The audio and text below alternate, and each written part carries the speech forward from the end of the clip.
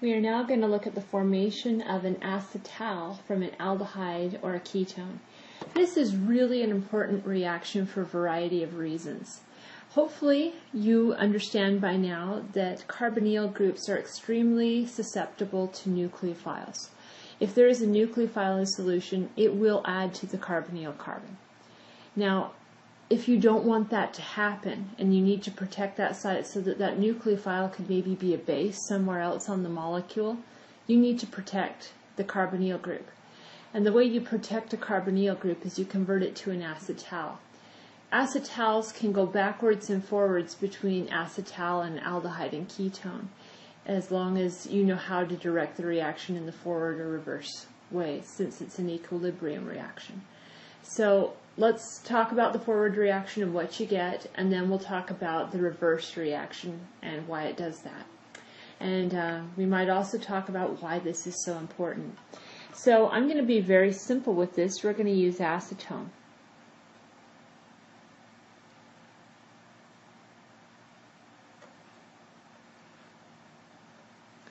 And what you're going to find on the arrow is an acid source.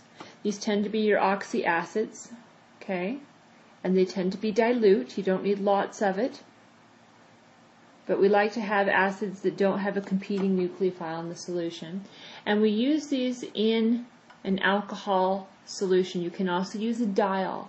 And on slide 37 in the notes, you'll see that I have a diol. Now, if you have a strong acid, again, the whole point is that you're going to use it as a proton source and you're going to protonate something. Now on the aldehyde or the ketone, the only atom that is even capable of accepting the proton is the oxygen. So it will act as the electron pair donor, pick up the proton, and you'll give electrons back to the hydrogen sulfate anion. Now once this has occurred, you have your protonated intermediate here. This is just like we saw for the acid catalyzed hydration of an aldehyde or ketone. It's exactly the same. Oops.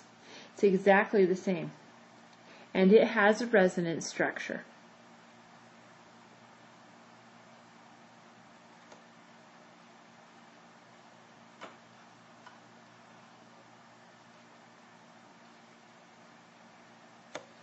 This HSO4 minus is a spectator. It has resonance stabilization of its negative charge, so it will not be a competing nucleophile in the reaction.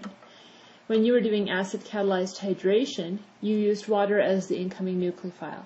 Here you don't have water, but you have something very similar. You have an alcohol.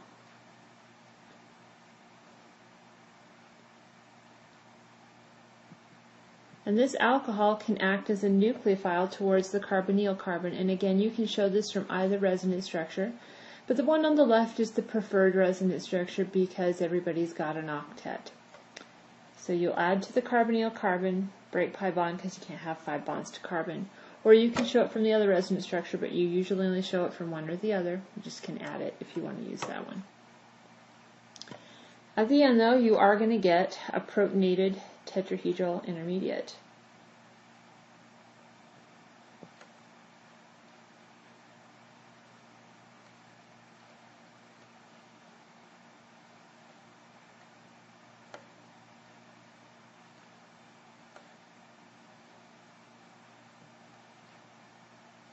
Okay. This is what we have.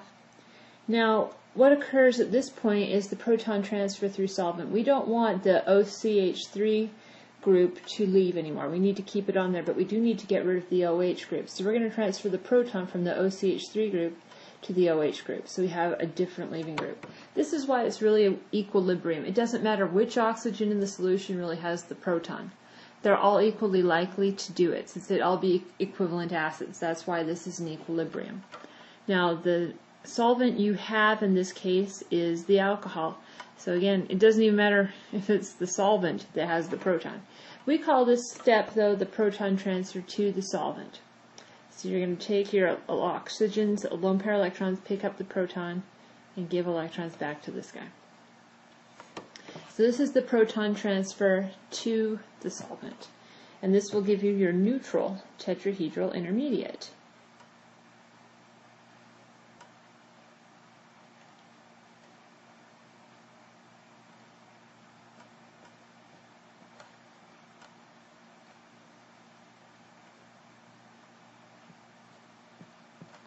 And then we've got our protonated solvent over here. But we have not made a weaker acid-base pair, we've made an equivalent acid-base pair. So now what we're going to do is a proton transfer from this solvent to one of those two oxygens attached to what was the carbonyl carbon. It doesn't matter which one of them, because they're equivalently reactive. It's just that we want to do something productive, so give it to the OH group, not the OCH3 group. The oxygen acts as an electron pair donor to pick up the proton. Then you break the OH bond and give electrons back to the oxygen. This is the proton transfer from solvent. And this will give you another protonated tetrahedral intermediate. Overall, this is the proton transfer through solvent. This is how it occurs. We do this time and time again in organic chemistry.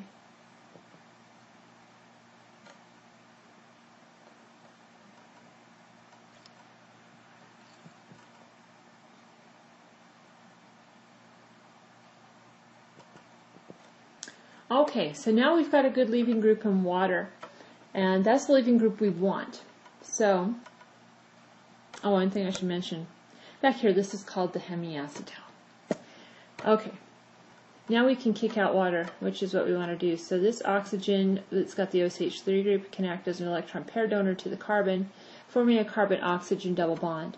Now you can't have 5 bonds to carbon, so the weakest of these 3 sigma bonds breaks, and the oxygen really wants the electrons, so it will take them to neutralize its positive charge.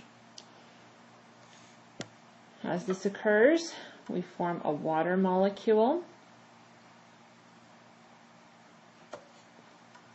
and a new intermediate.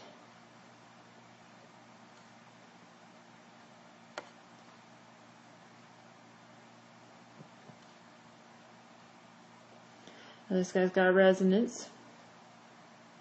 The one I've drawn already on the left is the predominant resonance structure, but it does have resonance.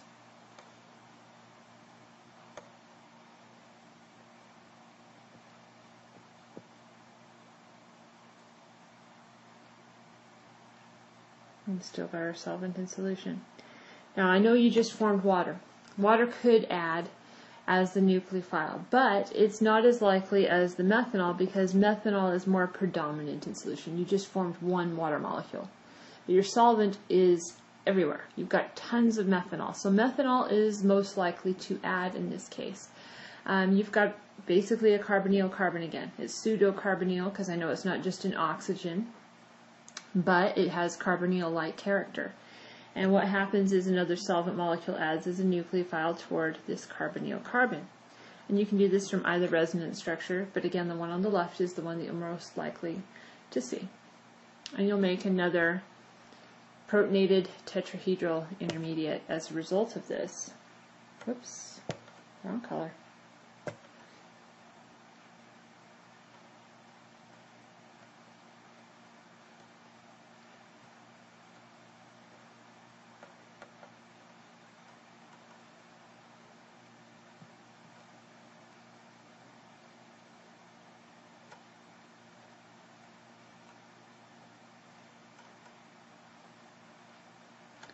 That will get you here. At this point, you take your solvent, which you can use as water or your alcohol. Again, alcohol is more likely since it is significantly more prevalent in the solution. It will act as the electron pair donor to pick up the proton, and you'll give electrons back to the oxygen, creating your final product, which is the acetal.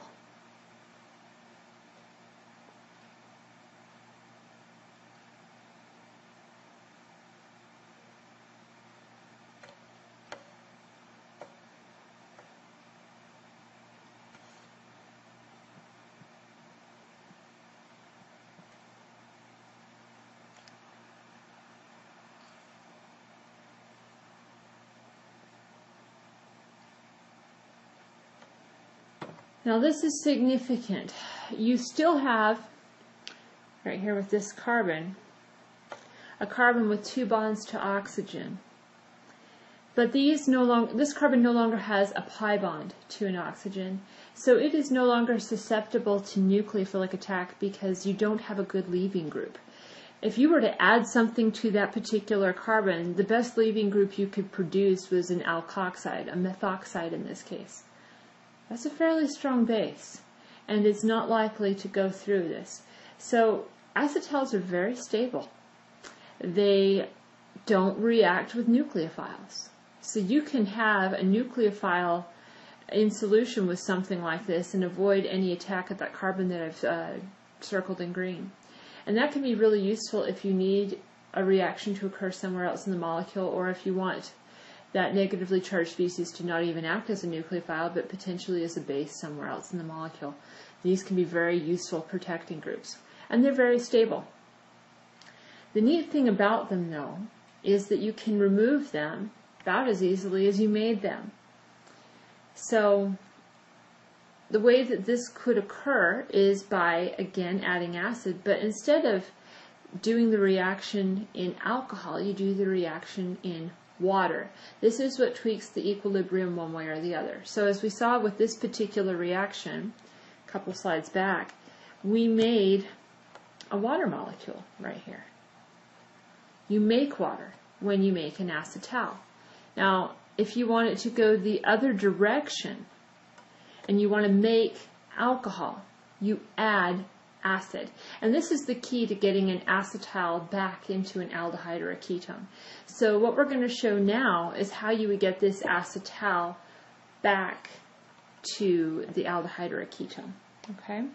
So here again, well, actually, let me do this in a totally different way. Here you are. What we are going to do this time is I'm going to draw everything in blue, okay? But to go backwards with this, you would again have an oxyacid present, and it would be dilute. And this time you'd have a lot of water present. So in this case, instead of having a CH3 group, you are likely to have a hydrogen. Okay? And what's going to happen here is that you will be able to do a proton transfer through solvent to one of these two oxygens that are attached to the carbon there circled in green. One of them will act as a proton acceptor, and it will accept that pair of electrons. As that occurs, you make the tetrahedral intermediate that you see here. Okay? Again, this is water now, not alcohol. So, you have this nice little tetrahedral intermediate. Now, you actually do want this to be your leaving group in this particular case, so I'm going to erase my red arrow since I'm going the opposite direction now, but this is what we have. You now want to kick out your leaving group that you've produced, and so the other oxygen will act as an electron pair donor toward the carbonyl carbon, and you will kick out your leaving group.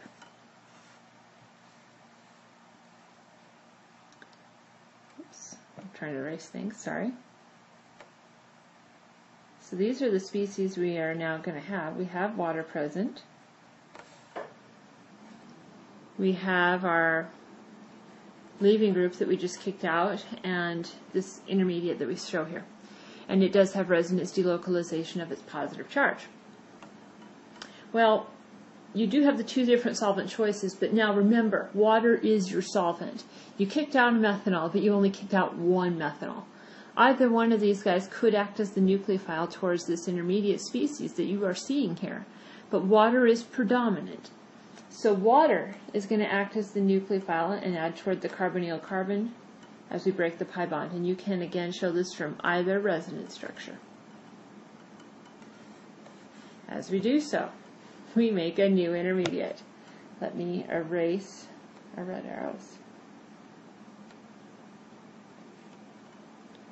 And again, our solvent is water this time. It is not methanol, so let me change out what our solvent is. That's really the big difference here. Okay, so this is now what we have.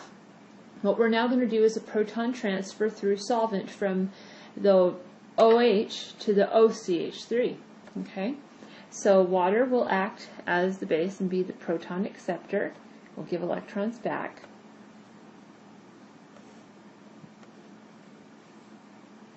Make a few changes to get rid of our red arrows because we're seeing the same intermediates.